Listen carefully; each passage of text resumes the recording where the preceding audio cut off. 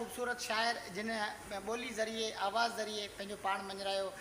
सिंध जी कोयल जंहिंखे सॾियो वेंदड़ फौज़िया सुमरो, उनखां अलावा सिंध जा ॿिया काफ़ी सारा फ़नकार जिन इन्हनि जेके आहिनि से असांजे महान शाइरनि जूं शाइरियूं ॻाए दुनिया में मञता माणी। अॼु असां सां गॾु आहे इंतिहाई बहितरीनु शाइर सरदार सांगी। मामा ॾियो ख़बर भला तव्हांजी शाइरी जेका असां अॻे इंटरव्यू में पंहिंजो जेका असां कचहरी थियल आहे यूट्यूब ते, उहो चैनल ते अञा ताईं मुंहिंजो इंटरव्यू पियो आहे वफ़ा सुमरो लाहौती यूट्यूब ते चैनल ते, या उनखां अलावा लाहौती ट्रेवलर जे नाले खां यूट्यूब आहे, उन ते बि तव्हांजी शाइरी मौजूदु आहे, तव्हांजी ॿोली मौजूदु आहे, तव्हांजी यादगिरियूं उन में मौजूदु आहिनि। छा चवंदो तव्हांजी कहिड़नि फ़नकारनि शाइरियूं ॻायूं ऐं जेके मशहूरु थी ऐं अॼु ताईं उहे जेके आला बुलंदनि ताईं पहुतल आहिनि? जी महिरबानी लाहौत साहिब तव्हां इहो ॻाल्हि पुछी वरिती आहे त हीअ पुराणे ज़माने जी ॻाल्हि आहे। जी 1980 में आउं पुलिस में भर्ती थियसि ऐं 1982 में थप प्रोडक्शन स्टूडियो खुलियो आहे गरीबाबाद में हसन अली शाह जो। उन टाइम जी ॻाल्हि आहे। पोइ नंढनि फ़नकारनि मूंखे ॻायो पियो। अवल में सीता भगतियाणी मूंखे ॻायो, मारवाड़ी में बादल भरजे वसे हलखणी हाड़ी पिया हसे।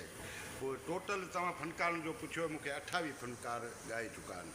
अच्छा, 28 फ़नकारनि मूंखे ॻायो आहे। ख़ासि कर 28 फ़नकारनि में जंहिं मूंखे मक़बूल कयो, मक़बूलियत माणी, उहे मरूमा फौज़िया सुमरो जे आवाज़ में मुंहिंजा 8 गीत थी विया आहिनि। कहिड़ा कहिड़ा आहिनि मामा उहे? 8 गीतनि में त हिकिड़ो त मुंहिंजो गीत वियो शुरू में हुयो तना रोए रोए परचाड़ा, हूं मनथा करे थी मनाड़ा मिठा मन माफ़ी ॾे। जी, इहो मुंहिंजो गीत सुठो हलियो।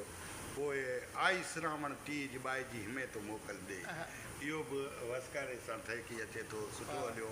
पर मूंखे जेको मक़बूल कयो आहे, उठड़लो तूं पलाणे आ बेड़ी मिनत तेड़े आ।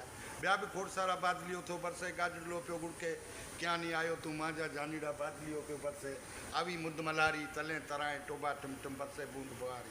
इहे जेके ॿोल आहिनि मक़बूल विया, पर ख़ासि करे उठड़लो तूं पलाणे आ बेड़ी मिनत तेड़े आ। टोटल 95 गीत मुंहिंजा रिकॉर्ड थी विया आहिनि केस्टनि में। 28 फ़नकारनि मूंखे ॻायो। वाह वाह, ज़बरदस्त, ॾाढी ख़ुशी थी।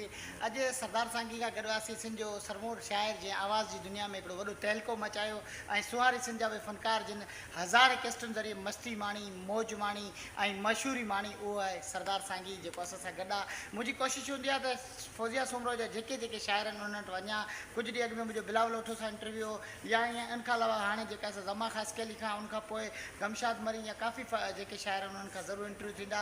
अॼु पहुतासीं दानो दांदल में सरदार सांगी जा इंटरव्यू कयोसीं। तव्हांखे कीअं लॻो? पंहिंजे मेज़बान दोस्त वफ़ा सुमरो लाहौती के अॻे वीडियो ताईं ॾियो बुरकी मोकल हूंदी हयाती, पया थींदा मेड़ा, चङो पार बेड़ा सिकुंजे सघनि जा छिके जल्द छेड़ा, चङो पार बेड़ा हूंदी हयाती, पया थींदा मेड़ा। ख़ुदा हाफ़िज़ दोस्तो।